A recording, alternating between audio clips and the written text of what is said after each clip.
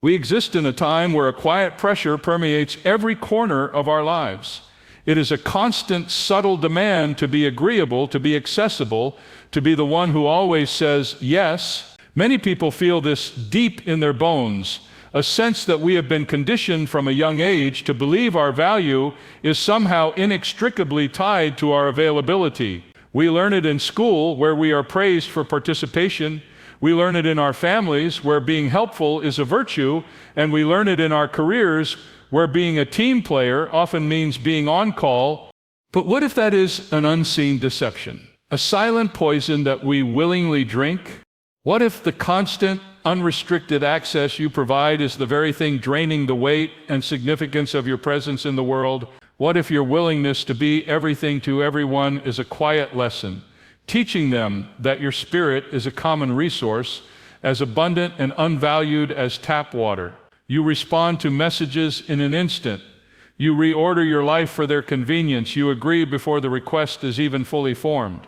You have become reliably, wonderfully, and ruinously available. And you can feel the result in the quiet corners of your soul. It's a sense of being stretched thin, perpetually drained, and consistently overlooked. Your time is treated as if it were infinite, your energy as if it were a public utility, and your yes has lost its profound meaning. It is no longer a gift, it has become an expectation. The truth we must face, a truth that is both harsh and liberating, is that you cannot beg your way into respect. You cannot please your way into being a priority in the lives of others. Respect is not a participation trophy. It is a quiet recognition of perceived worth. It is earned not through accommodation, but through the calm demonstration of value. You have been taught that to be valued, you must be perpetually available. But what if this is the very source of the feeling that you are being taken for granted?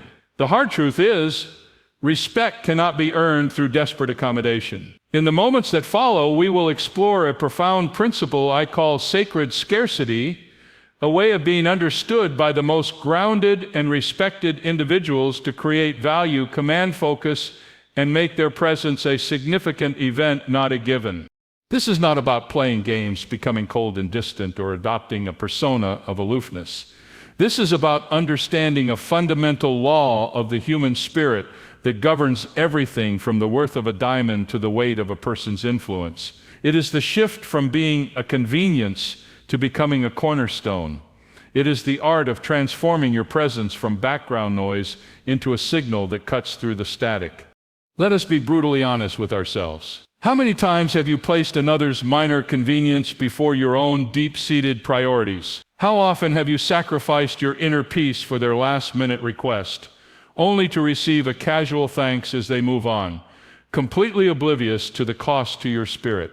You are the 24/7 crisis support for friends who only call when they need something, the problem solver at work, whose only reward for fixing things is a bigger pile of broken things to fix, the family member expected to drop everything because that is the role you have always played.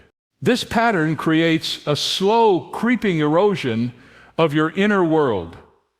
A quiet resentment begins to build, not just toward others, but toward yourself for your own complicity. Why did I agree to that when I knew I needed rest? Why did I not honor my own need for stillness? Why do I allow them to treat my time as if it has no value? You become a doormat for the world's demands, and you are the one laying yourself down at its feet. You have become so accommodating, so universally agreeable, that your presence is no longer a powerful event. It's simply part of the background noise. You are treated as a resource, not a relationship, a tool, not a treasure. The tragic irony is that the more available you become, the less you are truly seen. Your constant presence fades into the static of daily life, like a familiar piece of furniture. Your contributions, no matter how significant, become invisible because they are simply always there. It is a difficult truth to confront. The very strategy you have used to find belonging and feel needed is the one that has made you feel unseen and unvalued. You are a convenience, not a priority. And it is time for that to change permanently. But what if there is a way to reverse this dynamic entirely? It doesn't involve changing the core of who you are, but simply altering how you steward your own presence. The solution is a powerful spiritual and strategic framework I call valuable scarcity. It is built on the foundation of strategic stillness and intentional unavailability. This isn't about being unkind or selfish. In fact, it is the opposite. It is the highest form of self-respect, and from that place, it commands the respect of others. It is the deep understanding that your time, your energy, your focus, and your presence are your most sacred, non-renewable assets. And anything of true value is, by its very nature, not available to everyone all the time. Think of it. Gold is valuable because it is rare. A mentor's wisdom is valuable because their time is limited. The psychological principle of scarcity dictates that we place a higher value on that which is less available. When something is perceived as rare or hard to obtain, it is instinctively seen as more desirable and of higher quality. By being perpetually available, you have unknowingly signaled that your time and energy are abundant and therefore not of great worth. The shift from available to valuable begins when you learn to intentionally and strategically manage your accessibility. It's about building a life so rich and purpose-driven for yourself that your availability to others becomes a natural and respected limitation. Let us dismantle the habits that drain your spirit and construct the strategies that will build the respect you deserve. We will explore 7 shifts to make your presence a privilege, not a given. The first and most vital step is to internalize the spiritual law that governs human value. The scarcity principle. This principle reveals why we assign a higher value to things we perceive as rare, limited, or difficult to obtain. It is a mental shortcut hardwired into our psychology. If it is hard to get, it must be worth getting. This is not just a marketing tactic used to sell limited edition sneakers. It is a deeply ingrained psychological trigger that influences who we admire, who we listen to, and who we respect. When a person's time and attention are scarce, we instinctively assume their time is occupied with important high-value activities. We see them as being in demand and therefore more significant. Their presence feels more impactful because it is a conscious choice, an event, not a default state. The allure of unavailability is a powerful force. When someone or something seems difficult to attain, they often become more sought after. Conversely, think about what is always available. The air we breathe, the water from a tap. These things are essential for our survival, but we do not assign them conscious value or consideration because they are perpetually present. When you make yourself perpetually available, you unconsciously categorize yourself with the things that are taken for granted. You become tap water in a world where you are called to be a vintage wine. The pain of losing something is also a more powerful motivator than the pleasure of gaining it, a concept known as loss aversion. Psychologically, losses are felt about twice as powerfully as gains. When your presence is scarce, people become subtly aware that access to you is an opportunity that can be lost. This creates a quiet motivation in them to preserve and therefore value their connection with you. They begin to see interactions with you not as a guarantee, but as a privilege. So, how do we apply this without retreating from the world or becoming isolated? The first action is to conduct a ruthless time and energy audit. For 1 full week, track where every ounce of your focus and every minute of your day goes. Be brutally honest. How much time is spent on low-value tasks serving others' minor needs? How much energy is drained by commitments you agreed to out of habit or guilt? How many conversations were you pulled into that left you feeling depleted? Once you see it laid bare, you can begin to treat your time and presence not as an infinite commodity, but as your most valuable, non-renewable asset. You would not hand out all your money to every person who asks, why do you hand out hours of your life, which are infinitely more precious, with less thought? Begin by creating blocks of unavailability in your calendar. This is not free time. This is sacred time dedicated to you. It might be for reading, for prayer or meditation, for deep work on a personal calling, for exercise, or for quiet reflection. This time is non-negotiable. When you tell someone, "I'm not available at that time," you do not need to offer a lengthy explanation. "I have another commitment" is a complete sentence. That commitment is to the cultivation of your own soul. This is the first step in signaling to yourself and then to the world that your time is a scarce and valuable resource. The second shift is learning to wield the most powerful tool for value creation, a well-placed, unapologetic no. We are often socialized to believe that saying no is confrontational, selfish, or unkind. But this belief is a trap that keeps you imprisoned by the demands and agendas of others. The hard truth is this: every time you say yes to something that does not align with your spirit, you are saying no to your true calling. Every yes to a distraction is a no to your focus. Every yes to someone else's priority is a no to your own. The late teacher Dr. Miles Monroe taught that where purpose is not known, abuse is inevitable. If you do not have a clear purpose for your own life, the world will happily give you one. It will use your time, your gifts, and your energy to build its own dreams, not yours. This is where a purpose-driven no becomes your greatest ally.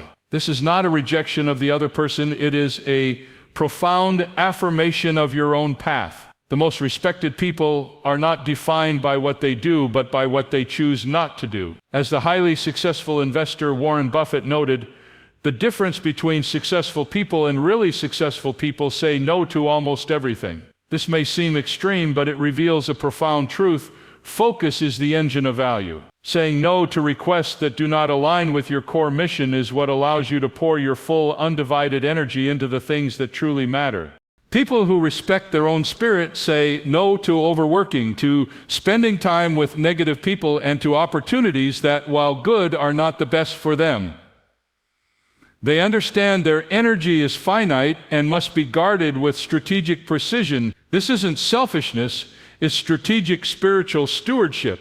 So how do you practice this without creating conflict or feeling riddled with guilt? First, you must be crystal clear on your yes.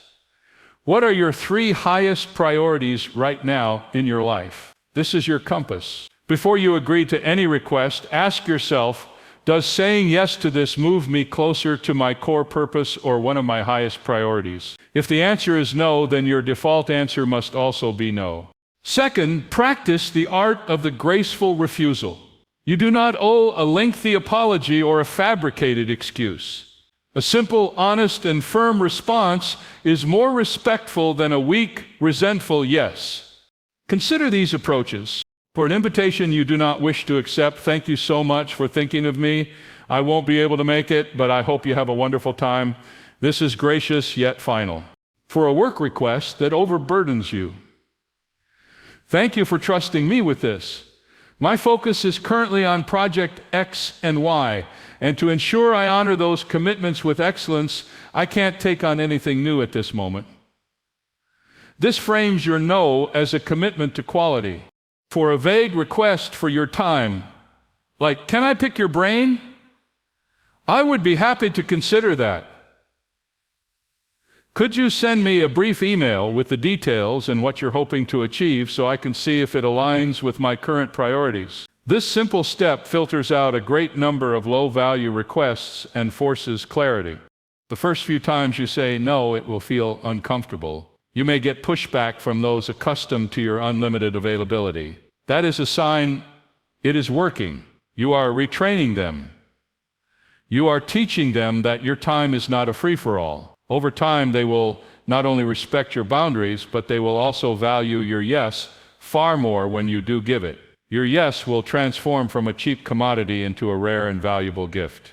The third principle is perhaps the most counterintuitive, creating a value vacuum. When you are always present, always contributing, always fixing, your efforts become part of the expected landscape.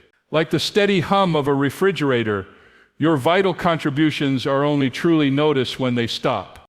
To make your value felt, you must occasionally create a void where your value used to be.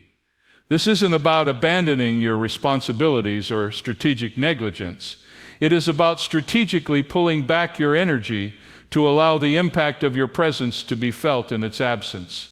Think of a cornerstone in a massive cathedral. It's fundamental, bearing immense weight, but it's rarely noticed or admired by the visitors.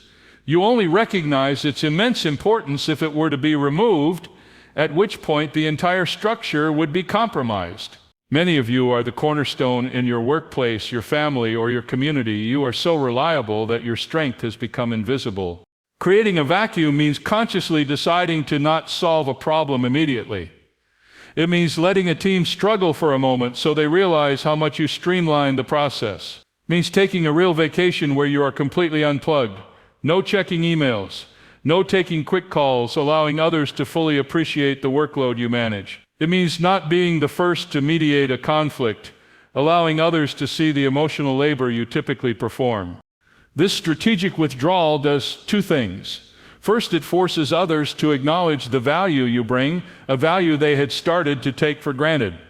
An organization can see the true impact of an employee's absence only when they are gone. Second, and more importantly, it breaks your own addiction to being the hero. Many of us who are perpetually available are driven by a subconscious need to feel needed, to prove our worth through constant action. Creating a vacuum helps you detach your identity from your utility. It teaches you that your worth is inherent, not something you have to constantly perform to earn.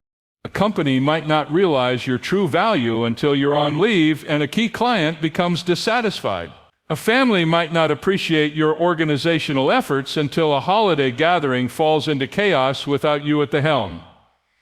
The vacuum you create isn't malicious, it is educational. It's a quiet, powerful demonstration of your worth that is far more effective than any spoken complaint.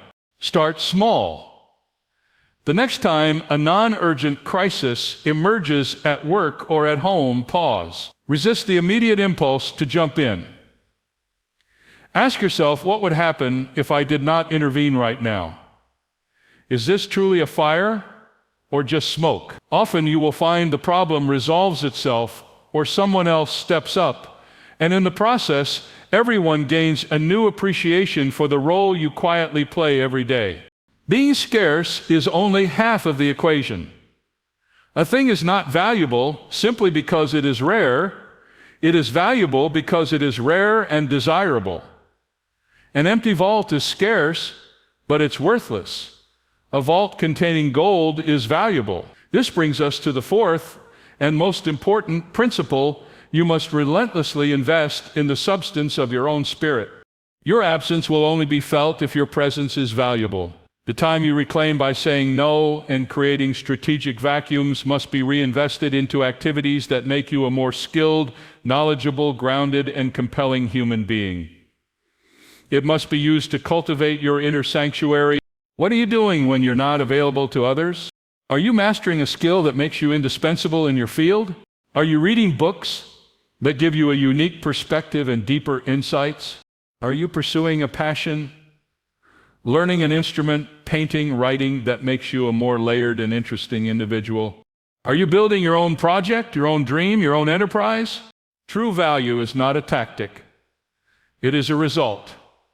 The ultimate goal is to build a life so engaging and purpose-driven for you that your availability becomes naturally limited. Your scarcity should be an authentic byproduct of your own full and fascinating life. People are drawn to passion. They are drawn to expertise. They are drawn to purpose. As the late Dr. Miles Monroe powerfully taught, when you truly carry something of worth, you don't have to push your way in. People will pull you in. He used the biblical example of Joseph. Joseph wasn't in the palace looking for Pharaoh. Pharaoh was in the palace looking for Joseph, because Joseph carried the solution to a national crisis. His value, cultivated in private, made him publicly sought after. Stop chasing visibility and start cultivating value. The world is full of people who want to be seen. It has a desperate shortage of people who have something worth seeing. Your task is to become a person worth seeking out. When someone has a conversation with you, do they leave with new insights? When they work with you, do they benefit from your unique competence and clarity? When they spend time with you, do they feel inspired by your energy and the depth of your character? Your value is the currency of your presence. Spend your unavailable time building your spiritual and intellectual fortune. Take a challenging course. Start a physical regimen that builds discipline and vitality. Dedicate 1 hour every single day to a creative project that is just for you. When you do this, you no longer worry about being liked because you are too busy building an extraordinary life. Your self-worth becomes intrinsic, and paradoxically, that is when the world will truly start to value you. The fifth shift is to break the cycle of being utterly predictable to the world. When you are 100% predictable, you are 100% taken for granted. If people know you'll always say yes, always stay late, always adjust your plans, and always answer their call, you have become a piece of machinery. You are reliable, yes, but you are also easy to overlook. This is not about being flaky or chaotic. It is about disrupting the patterns that allow people to assume your compliance. It's about reintroducing a healthy level of choice and sovereignty into your interactions, reminding people that your time and energy are yours to allocate, guided by a purpose higher than their immediate requests. It is about moving beyond the world's rhythm and onto your own. A vending machine is predictable. You put in $1, you get a soda. It's convenient, but you have no relationship with it, no respect for it. A great restaurant, however, has an element of surprise and scarcity. The menu might have seasonal specials. You might not always get a table. This dynamic creates a more engaging, valuable experience. You want to be the great restaurant, not the vending machine. How do you apply this in practice? Vary your response time. You do not have to answer every message and email within 3 minutes. It's okay to put your phone away and be fully present in your own life. Respond when you have returned to a place of focus. This communicates that you are in control of your time, not in a state of constant reactivity to digital alerts. Mix up your availability. Just because you are typically free on Friday nights doesn't mean you must always be. Sometimes be spontaneously busy with your own plans, even if those plans are simply to read a book or enjoy a quiet evening alone. Break the routine that makes you seem like a permanent, unmovable fixture in other schedules. Be a source of surprise. Instead of just being the reliable planner or problem solver, be the source of an unexpected insight, a spontaneous adventure, or a different kind of help. This positive unpredictability makes your presence more dynamic and engaging. This is not about playing hard to get, it's about being hard to take for granted. You are a sovereign individual with your own internal world, your own passions, and your own rhythm. By operating on a timeline dictated by your purpose, not by the endless stream of external demands, you remind people of that fact. You force them to see you as a dynamic person to be engaged with, not a static utility to be used. It shows you have a life beyond their immediate needs, and that inherently increases your perceived value. Value and respect are not built in silence. They are built through clear, consistent communication. This brings us to the sixth principle, becoming a confident architect of your personal boundaries. A common misconception is that boundaries are walls to keep people out. This is incorrect. Walls are signs of fear. Boundaries are signs of self-respect. They are instructions that teach people how to interact with you in a healthy and respectful way. A wall keeps everyone out. A boundary shows them where the door is and how to use it respectfully. It is about guarding the gates to your inner temple. If you do not define your boundaries, the world will define them for you, and it will always do so in its own favor. Being valuable but unavailable is an active process of teaching people your rules of engagement. This is critical because many people are not intentionally malicious. They are simply operating under the assumption that you have no boundaries because you have never shown them any. Effective boundary communication is clear, kind, and firm. It focuses on your needs and your policies, not on their behavior. Instead of "you're always dumping work on me at the last minute," try to ensure I can give my work the focus it deserves. My policy is that I need to receive all new tasks at least 48 hours before the deadline. Instead of "stop calling me so late at night," try "I value our conversations, but I make it a practice to switch off from work and unplug after 9 p.m. to recharge." I'd be happy to connect with you tomorrow during my working hours.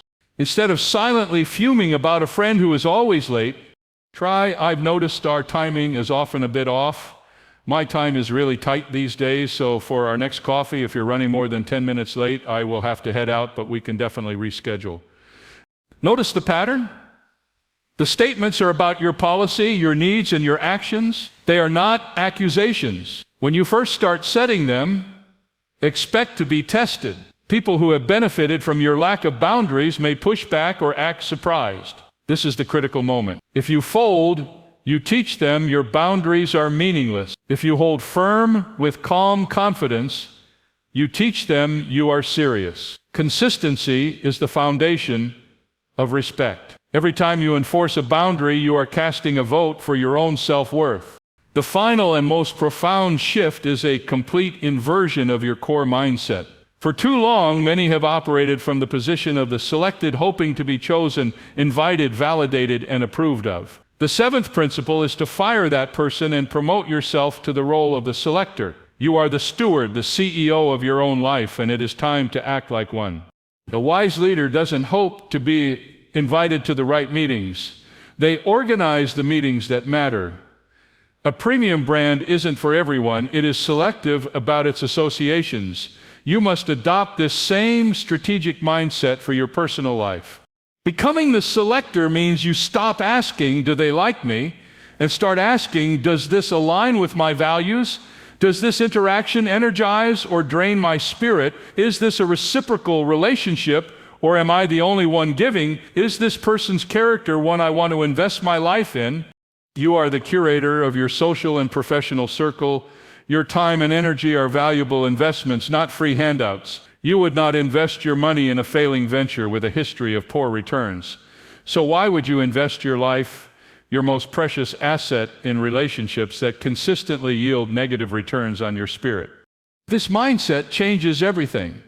In relationships, you stop trying to be what you think the other person wants and start assessing if they meet your standards for a healthy, reciprocal, and respectful connection. In friendships, you stop tolerating one-sided friendships where you are the perpetual giver. You actively cultivate relationships with people who inspire, challenge, and support you in equal measure.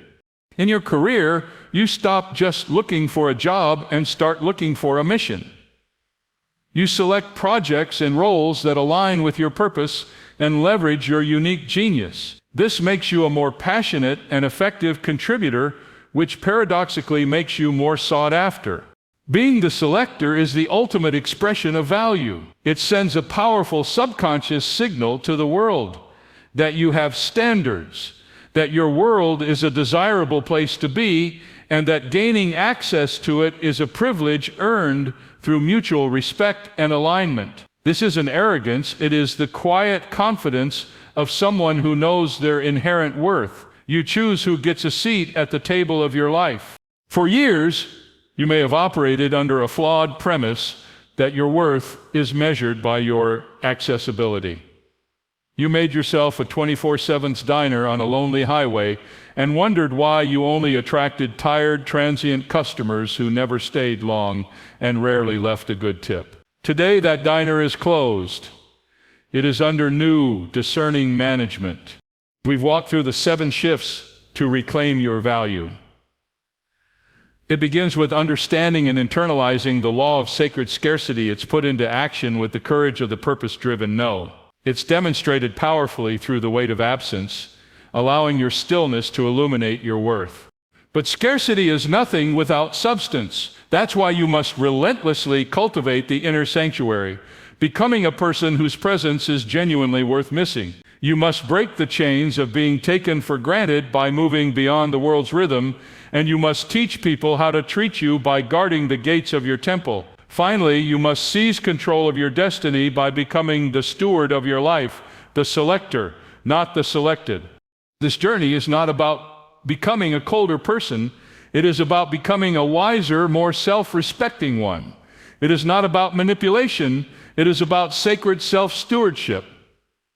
It's not about playing games. It's about finally understanding the rules that govern the human spirit. Your presence is a gift. Stop offering it like a free newspaper, tossed carelessly on every doorstep. The late Dr. Miles Monroe powerfully stated that your value is not in where you show up, but in what you carry when you get there. He urged us to recognize our divine worth and to stop allowing it to be abused. Stop giving unlimited access to people with limited visions. Stop being a resource and start being a standard. Be valuable, not just available, because true respect is never given freely. It is commanded by the value you build in your absence and the purpose you live in your presence. Your time is not just a ticking clock, it is your life unfolding in motion. Treat it accordingly.